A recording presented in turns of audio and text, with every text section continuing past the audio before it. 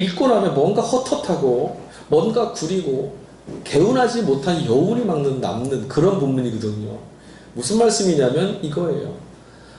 예수님께서 어떤 마을에 찾아가셨어요. 어떤 사람의 집에 찾아가셨는데 그 사람은 누구냐면 죽어있는 자를 예수님이 살려주신 사람이었어요. 나사로입니다.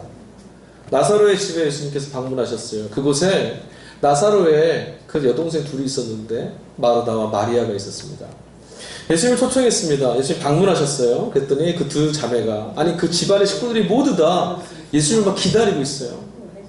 마르다가 뭐 했냐면 주방에 들어가서 음식도 준비하고 예수님 오시면 함께 나누는 것들 막 열심히 준비하고 있었습니다. 예수님이 오셨어요.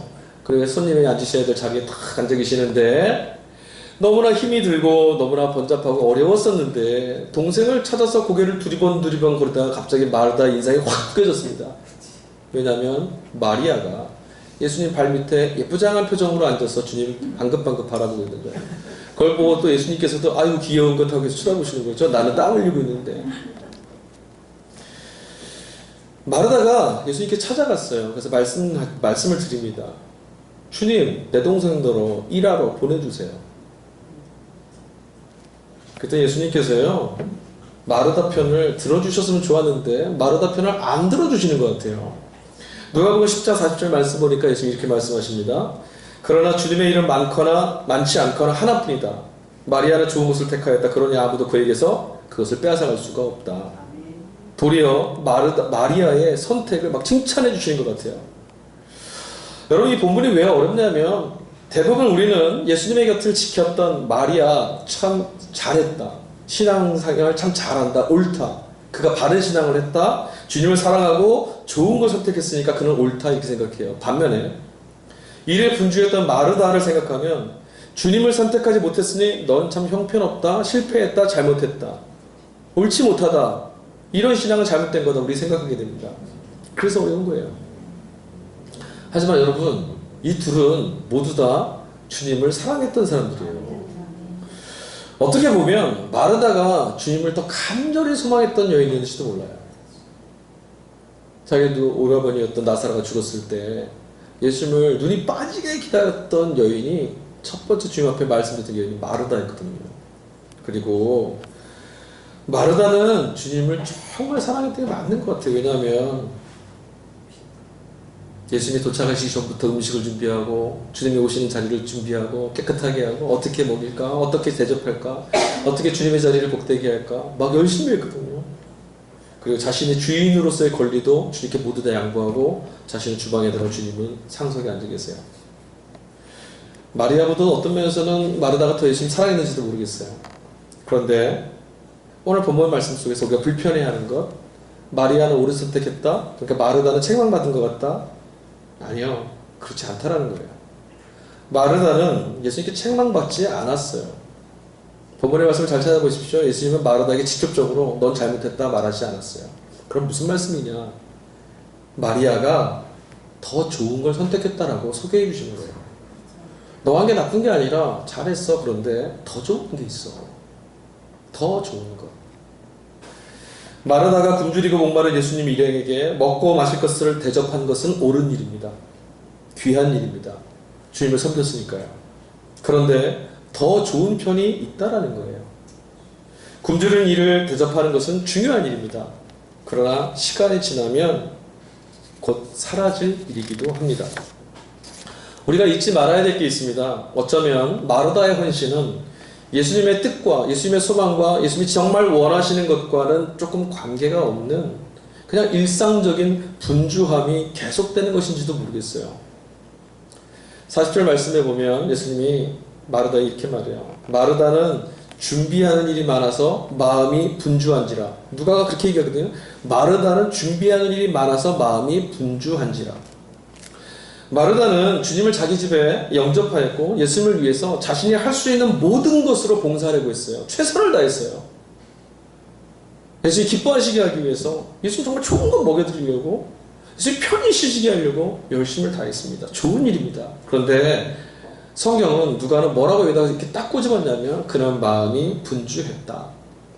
분주하다라는 말을 헬라어 성경에서 뭐라고 하냐면 페리에스파토라고 하는 단어를 사용해요. 그 말 뜻이 뭐냐면 지나치게 바쁘다 이런 뜻이 있는데 그 밑에 하나 뜻이 더 나와요. 또 하나의 뜻이 이렇게 뭐냐면 끌려다닌다. 지나치게 바쁘다, 끌려다닌다. 이렇게 보면 마르다는 주님을 위해서 많은 일을 하고 있었지만 그 일로 인해서 지금 끌려가고 있어요. 원래 자신이 이 일을 해서 주님을 영화롭게 해드리려고 목적을 갖고 이 일을 끌고 가고 있었는데 어느 순간 그 일이 자기를 끌고 가고 있어서 내가 여기 왜 있지? 주님을 기쁘시게 하는 목적을 이루는 것보다는 그 일에 끌려다니고 말고 있습니다. 여러분 돈에 끌려다니면 돈을 벌 수 있습니까? 없습니까? 네, 그래도 감사합니다. 벌 수 있다 그러면 돈에 끌려다니면 돈을 못 벌어요. 벌어도 이만큼 벌어요. 큰 사업가들은요 돈을 끌려다니지 않고 돈이 끌려오게 만들죠. 일에 끌려다니면 그 일을 통해서 이루고자 하는 목적을 이루기가 어려워요. 뭔가 일이 많은데 그 일을 헛헛해서 끌려다니다 보면 평균 타 이상도 못해요. 망쳐요. 어찌 보면 바쁘다는 것도 생활의 질서가 없고 주변 조건들과 일에 끌려다니고 있는 삶의 결과일 거예요. 마르다는 여러 가지 일들, 그러니까 그것이 주님을 위해서 하는 일일지라도 끌려다니고 있습니다. 그래서 바쁘기는 한데 나중에 되보니 내가 왜 바쁜지도 기억이 잘 나질 않아요. 그냥 짜증만 나요. 예수를 위해서 일하였는데 정작 예수가 없어요. 그 결과 사랑하는 주님을 섬기기 위한 그런 자리인데도 기쁨이 넘치고 소망이 넘치는 모습이 아니라 염려와 근심에 지배를 당하고 말았습니다. 누가복음 10장 41절 말씀을 보니 이렇게 써 있어요. 내가 많은 일로 염려하고 근심하나. 많은 일로 염려하고 근심하나. 바쁜 일에 끌려다니니 염려하고 근심하나. 끌려다니게 되니 염려하고 근심하게 되었다. 염려와 근심은 원망과 불평에 의해서 나타나는 감정들이에요. 이 원망과 불평은 주님과 멀어져 있다는 증거이기도 합니다. 그러니까 거꾸로 정리하면 주님과 멀어져 있으면 원망과 불평이 우리 안에 나타나게 되고 염려와 근심에 끌려다니게 된다는 거죠. 원망과 불평은 염려와 근심으로 나타나고 이런 일들로 인하여서 여러 가지 일들, 주변의 조건에 끌려다니고 있는 삶 때문에 온통 휘둘려 내가 어디를 향해 걷고 있는지도 기억해내지 못하고 결국은 걸음걸음마다 깨지고 상한 것들만 원망과 불평에 쌓여 나타나게 됩니다. 주님께 머무름, 주님께 함께 머물고 있음. 오늘 말씀에 의하면 주님께 머문다라는 말은 뭐냐면 하나님 말씀에 귀를 기울이는 거예요. 주님과 함께 있는다라는 말은 뭐냐면 마리아처럼 주의 말씀에 귀를 기울이고 있는 거죠. 일에 끌려가는 것이 아니라 내 마음에 끌려가는 것이 아니라 삶에 끌려가는 것이 아니라 주의 말씀에 귀를 기울이는 것이 주님께 머물러 있는 자리, 원래 있어야 될 자리, 우리의 목적인 자리라는 거예요. 누가복음 10장 뒤에 나오는 11장 말씀에는 주님께 머물러 있는 자리, 주의 말씀에 귀 기울인 자리를 뭐라고 소개하냐면 기도하는 삶 이렇게 소개해요. 뭐라고요? 주님께 머무르고 말씀에 귀 기울이는 걸 기도하는 거라고 그래요. 여러분, 오늘 우리는 아주 분주함 속에서 매일매일을 살아갑니다. 월요일부터 주일 전까지 저는 어제도 그랬고 오늘 아침에도 그랬어요. 그래서 계속 마음속에 기도한 게 뭐냐면 분주하지 않게 해주세요. 하나하나 머릿속에 선명하게 남게 해주세요. 이것저것 준비하는 많은 일 말고 오직 주님 앞에 온전하게 예배드리 은혜만 보게 해주세요. 때로는 바쁘지 않으면 뭔가 잘못된 것 같다라는 부담감이 막 생겨요. 예수를 믿고 따르는 우리도 예수를 위해서 많은 일을 해야 한다는 강박관념에 자꾸 시달립니다. 마르다는 준비하는 일이 많아 마음이 분주한지라. 어쩌면 이게 오늘의 우리의 모습인지도 모르겠습니다. 이런 우리에게 주님이 말씀하십니다. 정말 필요한 건 한 가지다. 정말 필요한 건 한 가지다. 여러분에게 정말 필요한 거 한 가지는 뭡니까? 나의 안에 거하라. 이 말씀은 바쁘게 살지 말라는 말씀이 아닙니다. 이 말씀은 다른 모든 일들은 포기해라 이런 말씀도 아니에요. 이 말씀은 주님 안에 머무르는 것이 우리 삶의 중심이어야 한다. 예수 그리스도 안에 머물고 살고 있음을 기억하는 것이 우리에게 반드시 필요하고요. 그것이 없으면 안 된다. 이것 때문에 이것도 하는 거고 이것 때문에 이런 일도 하는 거고 이것 때문에 너는 거기 보내져 있다라는 것, 이걸 기억해야 된다는 거죠. 여러분, 주님 안에 머무는 것, 말씀에 귀 기울이는 것이라고 말씀드렸어요. 이것이 우리를 복음의 소망에 붙들어주는 거예요. 주님의 음성, 주님의 말씀이 아니고는 소망과 붙들려 있을 수가 없어요. 세상의 이야기가 우리에게 소망을 준다면 여러분 그거 찾아가시면 됩니다. 그러나 세상의 이야기는 절대로 우리에게 소망을 주지 않습니다. 소망은 여기 있으니 바로 주님 말씀 안에 있는 줄로 믿습니다. 하나님의 음성이 들려졌을 때 우리 메마르고 깨진 상황, 이 영혼 가운데 소망이 자꾸 염소승처 오르는 거예요. 아, 여기 있구나, 이 길이구나, 이렇게 해서 하는구나 알게 되는 거죠. 반대로 말씀의 귀를 기울이지 않게 되면 소망, 이미 주어진 소망도 무너지고 믿음의 터도 흔들려 내가 누구인지 알 수 없는 아픔의 자리로 우리는 떨어집니다. 평안이 사라지는 거죠. 누가복음 10장에 나올 때 42절 말씀에 누가가 이렇게 말해요. 먹고 마시는 일보다 중요한 것이 있다. 그것은 복음의 말씀이다. 먹고 마시는 것보다 뭐가 더 중요하다고요? 복음의 말씀. 예수 그리스도가 우리에게 가장 중요한 분이세요. 여러분, 저와 여러분의 인생과 삶 안에 월요일부터 토요일까지, 아니 주일까지 아침에 일찍 일어나 잠들 때까지 제일 중요한 게 뭐냐면 예수님이라는 거예요. 성도에게 있어서는 그래요. 우리들에게 있어서는 그런 거예요. 적어도 이곳에, 이 공간에서 하나님 예배합니다라고 모여있는 우리들에게 있어서는 가장 중요한 가치는 예수 그리스도인 거예요. 그 가치를 놓치지 않고 붙들고 있는 게 복음의 소망을 붙잡는 거고, 그 복음의 소망을 붙잡고 있는 사람이 믿음의 터 위에 서 있는 거예요. 예수님을 놓치면 무너져요. 예수님을 잃어버리면 주님이 기억이 나질 않아. 그분이 어떤 분이신지 모르겠어. 주의 음성이 들리지 않아. 분명합니다. 복음의 소망은 사라집니다. 예수님을 붙드는 힘을 잃어버리는 게 믿음을 잃어버리는 거예요. 여러분의 마음은 지금 무엇 때문에 분주하십니까? 몇 가지만 하든지 혹은 한 가지만이라도 족하니라. 마리아는 이 좋은 편을 택하였으니 빼앗기지 아니하리라. 예수 그리스도를 내 삶의 가장 중심, 가장 중요한 분으로 붙잡는 사람은 절대 그리스도 안에 있는 기쁨을 빼앗기지 않습니다. 믿음의 터 위에 굳건히 서 있는 것은 더 좋은 것을 선택하는 거예요. 더 좋은 것. 우리가 살고 있는 세상에서 경험하는 즐겁고 유익하고 소망이 되는 일들, 아니 그것보다 더 좋은 것, 주의 말씀에 귀 기울이는 것입니다. 주님의 말씀보다 더 좋은 것, 더 중요한 것은 없습니다. 없어요.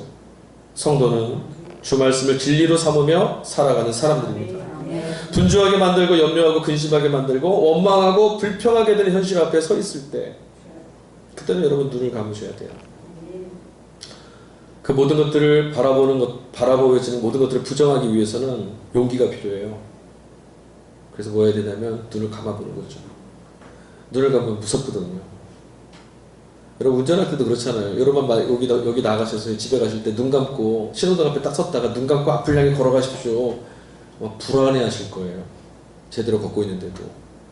눈을 감으면 우리 막 무섭거든요. 그러나 그 모든 것들을 내 눈앞에서 거두기 위해서는 눈을 감아야 돼요. 그리고 말씀을 향해 귀를 기울여 봐야 돼요. 그러면 그 깊은 곳에, 그 어둠 같아 보이는 그 자리에 우리를 위해서 팔 벌리고 계신 주님의 모습이 보이기 시작해요. 성도는 주 말씀을 들어야만 사는 사람들이에요. 하나님의 말씀을 듣고 하나님의 위로를 듣지 못하게 되는데 마음이 풍성하십니까? 여러분 잘못된 거예요. 주의 위로의 말씀이 들리지 않는데도 마음이 평안하세요? 여러분 잘못된 거예요. 망하고 있는 거예요. 여론과의 강줄이 가득 차 있다라고 말하고 사는 거예요. 아니요, 그렇지 않아요. 썩어 있어요. 하나님의 말씀을 들었는데 마음이 불편하세요? 예, 정상이에요. 하나님의 말씀을 들었더니 뭔가 부끄럽고 민망하고 숨고 싶고 부담이 되십니까? 감사하세요. 그 길이 사는 길이에요. 성도는 하나님 말씀에는 무조건 아멘하고 사는 사람들이에요. 주의 말씀을 들었을 때 아멘하면 그 말씀이 우리 안에 살아와 역사하는 것들을 경험하는 사람들이죠. 그냥 소리로 지켜서 지나쳐가는 게 아니라, 아, 정말 내 안에서 하나님 말씀이 이루어지고 있구나. 정말 예수님께서 내 안에서 말씀으로 역사하는구나. 이거 경험하는 사람들이 성도인 줄로 믿습니다. 그러므로 여러분들은 한 주일 매일매일 여러분의 인생에 가장 소중하고 중요한 것, 예수 그리스도를 바라보는 눈을 절대로 놓치시면 안 됩니다.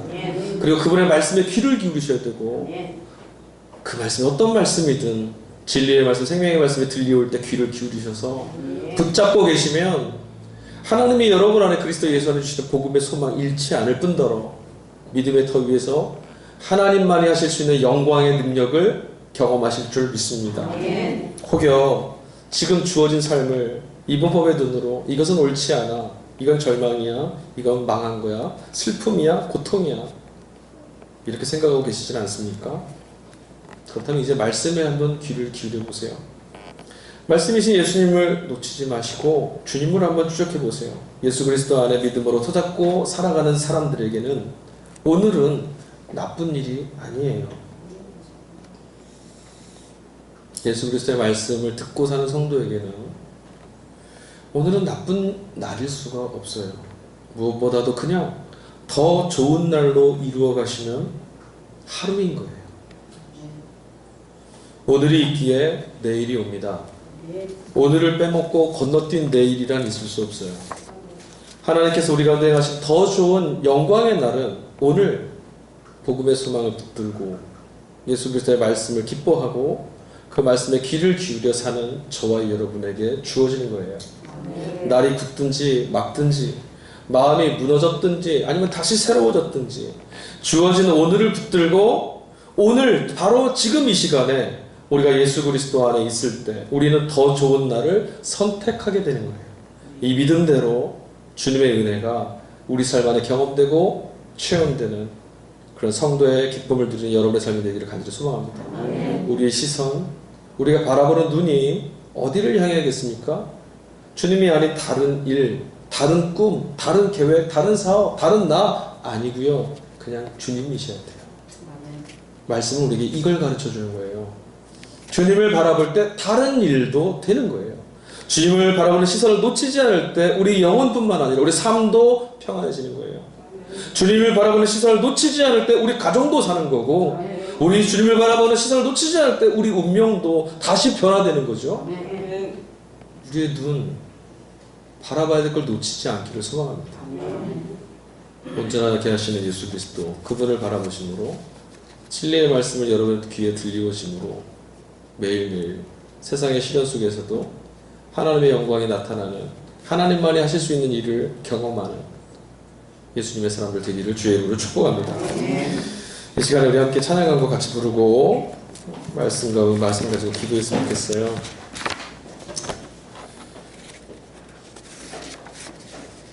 여러분 우리가 살고 숨쉬는 모든 것들이 하나님의 은혜 때문인 줄로 믿습니다.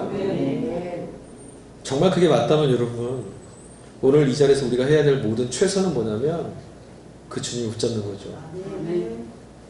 주님께서 우리를 사랑하심으로 우리 살고 있고 주님께서 우리를 사랑하시고 은혜 베푸심으로 숨 쉴 수 있고 어떤 상황에서도 우리를 놓지 않는 그 주님의 은혜 때문에 그 손 때문에 우리는 내일을 바라보며 또 걸어갈 수 있죠. 주님이 우리를 바라보는 눈을 놓치지 않으시는 것처럼 우리도 주님을 바라보는 눈을 놓치지 않기를 소망합니다.